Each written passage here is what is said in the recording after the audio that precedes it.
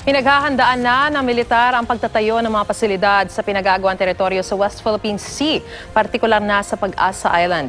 Pagpapatunay raw ito na pag-aari ng Pilipinas ang isla. Balita hatid ni Chino Gaston.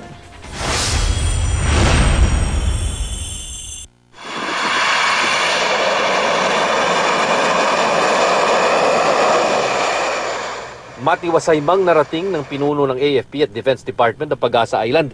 Bago nito, 4 na beses munang niradyohan ang sinakyan nilang C-130 aircraft. Ang nanita, mga Chinese na nakabase sa Subi Reef, teritoryo ng Pilipinas, na kanila nang tinayuan ng mga pasilidad. Protocol yan, procedural yan. We also reply that we are flying over Philippine territory. Hindi na nga ito ikinababahala ng ating Defense Secretary na inanunsyo pang magpapatayo tayo ng mga infrastruktura sa isla, kabilang ang fishport, desalination plant, power facilities at pagsisemento at pagpapahaba ng runway. Bago maghulyo, sisimulan na ang pagtatayo ng beaching ramp para maipasok ang mga construction materials.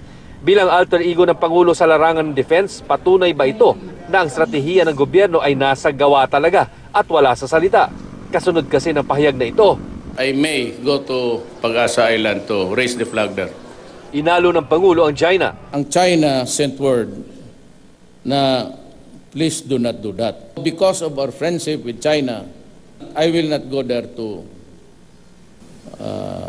raise the Philippine flag. Pero wala mang paglalagay ng watawat ang Pangulo sa Pag-asa, magtatayo naman daw dito ng mga istruktura, pati sa mga katabing isla na gagastusan ng higit 1.6 billion pesos. At may panumbat tayo kung magalit na naman ang China.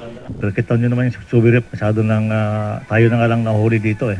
Kita rin naman ninyo yung nadaanan natin kanina, yung Vietnam. Very built up na rin sila. So matagal na ito, dapat should have done this before. Mula rito sa tuktok ng lighthouse ng Pag-asa Island, kitang-kita natin ang napakaraming mga gusali at mga pasilidad na itinayo ng China dyan sa kalapit na Subi Reef. At pansin din natin ang napakaraming umaaligid na mga foreign fishing vessels sa Pag-asa Island. Sa huli ang mahalaga, matutulungan ang mga tulad ni Julie Mendoza na pangingisda lang ang ikinabubuhay sa Pag-asa. Yung ginagawa po namin sa mga nahuhuli naming isda, yung daing-daing lang po. Tapos, pero kung sana po kagaya po may mga freezer kami, yung halimbawa po yung kagayang may mga gamit po kami, pwede po kasi maggawa ng mga iba't ibang sa isda. Noong araw, gusto na namin ayusin din ito as provincial government kasi isang munisipyo ito sa probinsya ng Palawan. Hindi lang kami makapagalaw noon dahil may arbitral tribunal, kaso pa tayo.